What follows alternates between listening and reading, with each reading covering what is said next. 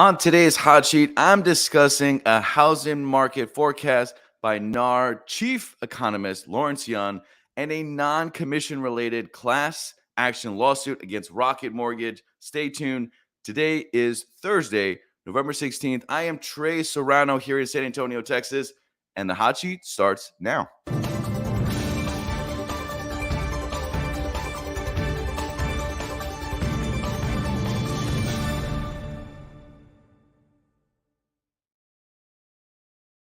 Live daily news show on the internet brought to you exclusively by BAM. The hot sheet covers what you need to know about the real estate industry in a 24-hour period. My first time at the hot sheet, and I'm in love. I love the show. So I wanted to really let you know about the access to the slides, the everything that we're going to talk about today. Sign up for BAMX. This is where you get access to all the hot sheet daily downloads, courses, biweekly masterminds, and the BAMX community, which I'm a part of. I am also a BAMX member. Use code Tre, use code Jeremy, use code whatever you want to get 10% off of your subscription.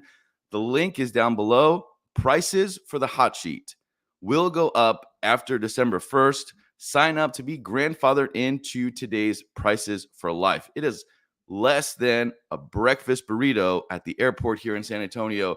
You really need to sign up for BAMX. So we're going to, let's see. Let me know in the comments where you're coming from. I see a couple of comments here. Good morning from Oklahoma City and Roanoke, Virginia, East Texas. There we go. Somebody from Texas. Santa Cruz, California. Hey, Tre, that's Shay. What's up? Poppy, that's Jeremy. Awesome. It's great to see you. Let me know where you are coming from because I want to know, and we got a lot of good stuff to cover. So we're going to dive right in. So the first one is the NAR forecast. NAR is right kind of sometimes, but this is a lot of great information that you can share with your clients. And also, there's a lot of changes coming up, which is really good to talk about because there's going to be increased inventory. There's going to be potential rate that goes down. So let's go right into it. And we're going to go into the NAR's forecast. So the impact of the mortgage rates and inventory, according to NAR chief economist Lawrence Young, 20-year high mortgage rates and shortage of housing inventory are key factors contributing to the decline in home sales. I don't know about you guys, but here in San Antonio, I have seen a decline in home sales. Although we're a pretty stable market, we're actually higher inventory with a projected 18% decrease in the current year, compounding a 17% reduction from the previous year. Bobby, let's pull up the chart with high mortgage rates and low inventory. So this is super, super interesting. And if you don't get anything else from this, really, really know this chart because here we have mortgage rates pre-pandemic. And then also they start to go up. But everybody knows in 2022, they were up and then they came down in early 2023, but then they're up. So interesting is have inventory low nationally. And it really is specific to your market because, sorry, Rebecca, I just saw the breakfast burrito comment. I love it. So you really see where inventory is low and rates are high, but people are still buying houses because of life. People are always going to buy houses because of life events. So it's just really interesting that didn't crash the housing market particularly, didn't set us off into a recession yet, but it's just great to see that it's just an excellent place to buy even with rates higher because the existing home sales now are pre-COVID are down 21%.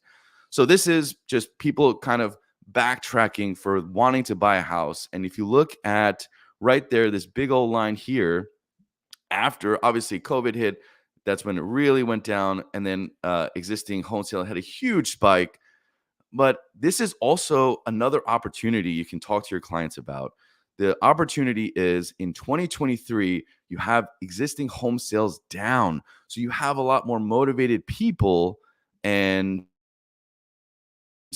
it's one, we're going to get to the CPI and the GDP here soon, but it's just a really interesting time where it seems like it would normalize. Even look at 2017 to 2019, those times were very, very just coasting.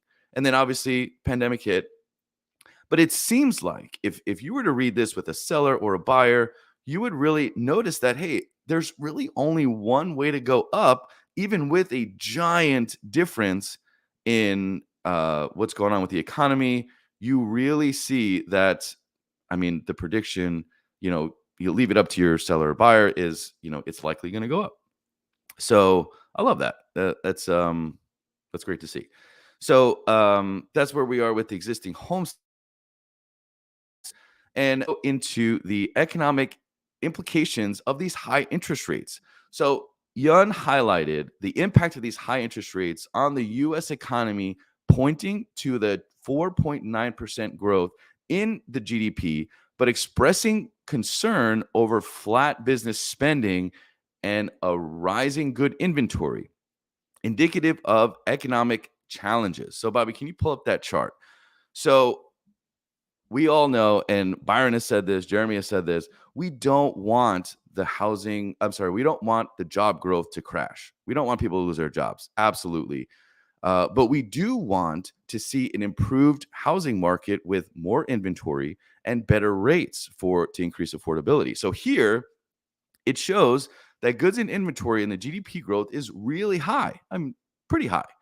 But then in business, in hires and increased wages, we're seeing basically a flat line, which now when we see a good economy, it tends to be the opposite in the housing market. So being that goods and inventory are now up and business isn't, this could be another sign of an increased affordability for your people, which I love that. So next up is the unemployment rate. So it's the highest it's been in nearly 2 years.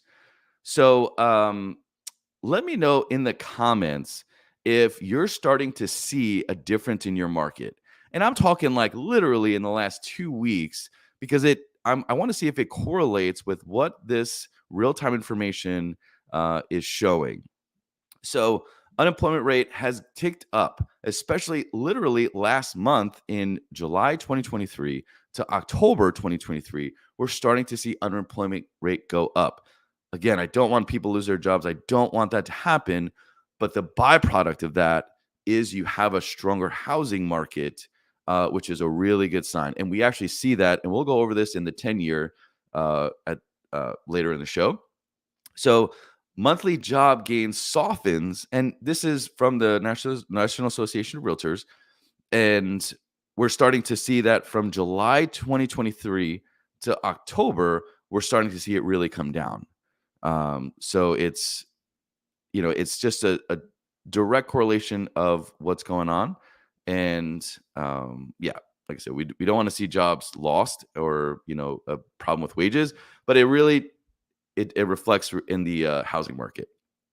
So higher unemployment rate dampens wage growth weakens 2.5 years. And this really just points, it hits it home where you see the wage growth actually go down. So this is really positive sign. So let's move on. So we are going to get into what happened with Rocket Mortgage. So towards the end of the show, we're going to go over Rocket Mortgage, and let me know your thoughts about Rocket Mortgage and your experience. Have had experience with Rocket Mortgage, and I want to hear your thoughts. So going into the 10 years, so monetary policy adjustments, Yun suggested that the Federal Reserve should consider adjusting its monetary tightening posture in response to a calmer CPI and a 10-year Treasury yield at 4.4. So let's bring up that chart and see here the 10-year Treasury yield drops. So this is huge information. And actually, I once I started talking about and following the 10-year Treasury, which I never knew was a thing before the hot sheet, but I started talking to this to sellers or other agents and even builders, and they say, "Hey, were you in commercial financing?" And I said, "No, I just watched the hot sheet, duh." And for your code of the hot sheet, don't forget that to sign up for BAMX, to get all this goodness, to be known as some kind of previous commercial banker, sign up for BAMX, get the daily downloads, the weekly masterminds, use code Trey, use code Jeremy, use code whatever you want. And you know what? I'm going to do something that nobody's ever done on the hot sheet. I'm going to guarantee that if you sign up for BAMX and you don't like it, I personally will refund your money that month. So there you go. That's my testament of how good this is. So 10-year treasury. So the 10-year treasury, we look at, January 2021, and it was low. This is when the rates started, obviously climbing up slowly year over year. But then we look at 2023, which is honestly the most interesting, and it started low and then it went up, and that's where we saw the first of the sevens. And then it started to come down, and we said, great. And there was some optimism in the market. There was some, yes, it's finally going to come back to 5, but it didn't.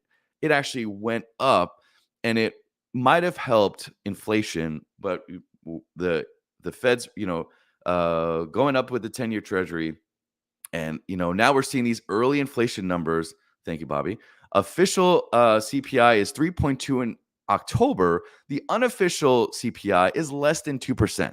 And here's what we mean by this is the government, the feds, they don't use Redfin data or Zillow data, which, they're not my favorite companies, but great for giving information for you. And they're just a data monster. So why not use these numbers? And so we can have a much more accurate depiction of what's going on with inflation. So this way we can start to improve the housing market. So right now, you start to see that the kind of old school way to track inflation is saying 3.2. But if you look at real data using these websites and all this mega data that's going on, it's now less than 2%.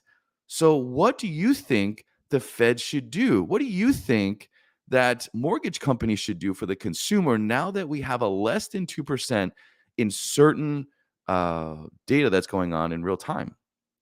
So it's really interesting to see.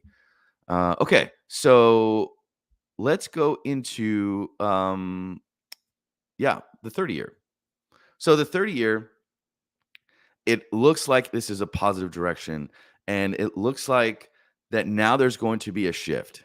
And again, it's not me saying this. Even if you were to pull up one of these charts with your BAMX membership and show a buyer, show a seller, like, hey, it is a good time to sell because you want to beat what's going to happen. And you're showing this, and you say, you know what? The 30-year and the Fed fund rate has likely peaked.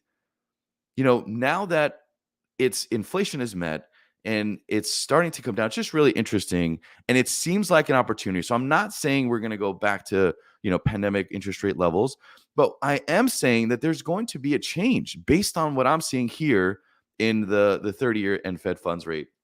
So I love seeing that. So let's look at the forecast mortgage rates. That's already there. So okay. So let's go to newly constructed home sales. And let me know, in your market, are you seeing a lot of newly constructed home sales? Because I know in my market in San Antonio, we are. And we're also seeing a lot of multifamily that's going up, which, really throws a wrench in things with prices. So let's see. Ashley says, what do you think of the idea of mortgage companies offering a 40-year mortgage to help buyers with monthly mortgage rates? Ashley, thank you for that question. I actually love the 40-year.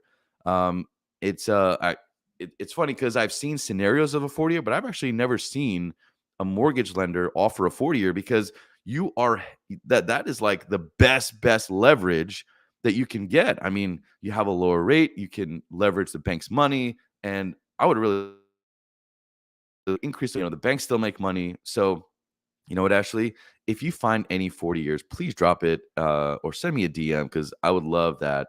And I think it would actually really help the affordability. And then Beth says, yes, I have a lot of single family construction in Hattiesburg. Where is Hattiesburg? What state is that? I'm just stuck here in my good old San Antonio, Texas. So let me know where that is. There's a lot of single family, and Yeah. So newly constructed home sales are up 5% year over year nationally. And Bobby, if we can pull up that chart, I just want to show it real quick. Because oh, Southern Mississippi, awesome. And if we can't get it, that's okay. We will move on. So let's talk about the future of home sales. So despite the current challenges, Yun is optimistic a future 15% increase in existing home sales next year. He emphasized the importance of NAR's advocacy efforts to address inventory issues and mentioned that pent up sellers will gradually re enter the market, positively impacting home sales.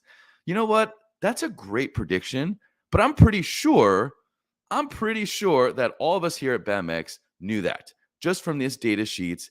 And you know what? We should create a position for this forecast because it seems pretty obvious.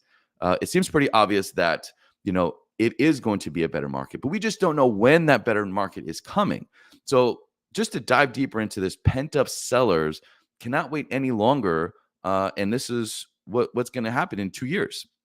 So, you have 7 million babies, you have marriages, you have divorces, you have 7 million that turn 65 or older, and you have debts, you have millions of new net jobs, and 50 million job switches. What this is saying is that life is going to happen and people are always going to have to transact. So once all of this pent up sellers that is now going to flood or potentially enter the market in really heavily, now we're going to see a big shift. And, will we have too much inventory because we've been so used to years and years of low inventory that it doesn't even seem low anymore. So it's really interesting what's going to happen over this pent up sellers. That's going to happen. So let's bring up the next total home sales forecast bottoming this upturn in 2024. So annual existing home sales declines 18%. So you have CPI now met. You have pent up sellers that are going on. And now there's a lower amount of home sales nationally. And this is a perfect time to enter the market to where you have less competition. If you have the competition that you had in 2021 and you had pre-pandemic levels, then it's going to be different. So Melissa asked, where can I find these charts? You got to be a BAMX member and do it. Use the code Tre, just because it's easier to spell than Jeremy. Just use the code Tre, become a BAMX member, because this information is something that your clients are going to trust you for giving. And also, if you do have a long form media, or if you have a YouTube channel, Instagram, this is great to do a green screen background and show this information, because people want to make their own decisions. People see this data, and this is an excellent way to show that they can make their own decision based on that. So I love it. I get all fired up when I see this stuff. Awesome. A cough from watching Tom Tool. So he gave me this cough via the hot sheet. So awesome for that. Okay, so we're going to go into the lawsuit. So previously in the comments, we saw, let's see, Rebecca said, bring up that comment with Rebecca. I have a client working with Rocket Mortgage right now, and it sucks. Rebecca, thank you for that comment. So it's interesting that they got sued, a class lawsuit. Rocket Mortgage, based in Detroit, is facing a class action lawsuit in the U.S. District Court for the District of Arizona, accused of repeatedly making unsolicited telephone calls in violation of the Telephone Consumer Protection Act. So what's interesting here is, according to RESPA, you are allowed to call people to solicit refinancing even after they close for a certain amount of time. Now, historically, and if we can pull up the article, historically, this is Rocket Mortgage got sued. So it's and I'm sure they settled or whatever they did. But yeah, so let's keep diving into this. So allegations plaintiff by Kelly Dietz. The lawsuit filed in Arizona, resident Kelly Dietz claims she received a call from Rocket Mortgage representative offering mortgage products and services that she did not request or inquire about. Ouch. Despite requesting not being contacted, Dietz alleged she received 27 more calls within the next 10 days from the same number.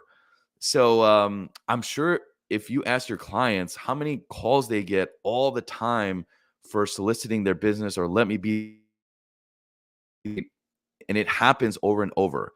But seeing this and now into the public, and I wish the public were to watch the hot sheet because I guarantee you in the comments, they would say, Trey, I get blown up every time I finish the application from X, Y, and Z. And I know at least for me, the deals I've done with Rocket, they call me, and I'm like, dude, you can't call me like and expect me to answer every time you call me. You just send an email, do what everybody else does. But it's interesting that here, the mortgage giant faced claims it called women 27 times after she asked to stop. So the scope of the lawsuit is the class action lawsuit aims to represent all residential telephone subscribers who within the last 5 years of requested not to be called received more than one telemarketing call within 12-month period from Rocket Mortgage. Now, this is interesting. This is actually a really good blast email you can do to your database and say, hey, this article just came out, the class action lawsuit. Like, have you had solicitors call you even when you don't want to refinance? That's an easy reply for your email database where they said, yes, I've had that, or no, I haven't. But it's training your email signature or your email database to train to respond to you. You got to email them as if they're your friend or you're sending your buddy an email to invite to a concert. This is the goodness that our president of our company, Sharon, has showed us because it's just very powerful what you can do with emails. Like, I'm a video guy and like I'm learning this email thing. And I'm like, man, I've been missing out.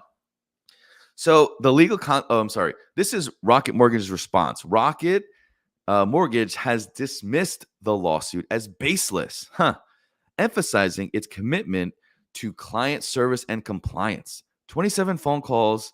I don't know if that's committing to the client.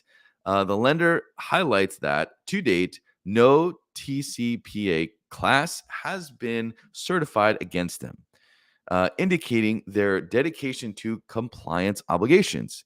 Now, do you agree with that response? Probably not. So, the legal consequence, the complaint seeks for $500 per TCPA violation for both the DNC registry class and Kelly. Additionally, the lawsuit seeks an injunction to prevent Rocket Mortgage from making telemarketing calls to residential phone numbers that do not wish to receive them. Interesting. So, we have this lawsuit against one of the biggest cloud-based mortgage companies in the U.S. So the scale of the class action lawsuit, although the exact size of the class action lawsuit is unknown, Dietz estimated it to be in hundreds, considering the number of complaints Rocket has received and its nationwide scale of business. Previous lawsuits against Rocket Mortgage. This is not the first time Rocket has faced class action lawsuits related to the TCPA violations. Similar allegations were made a year earlier, with Rocket dismissing them as baseless.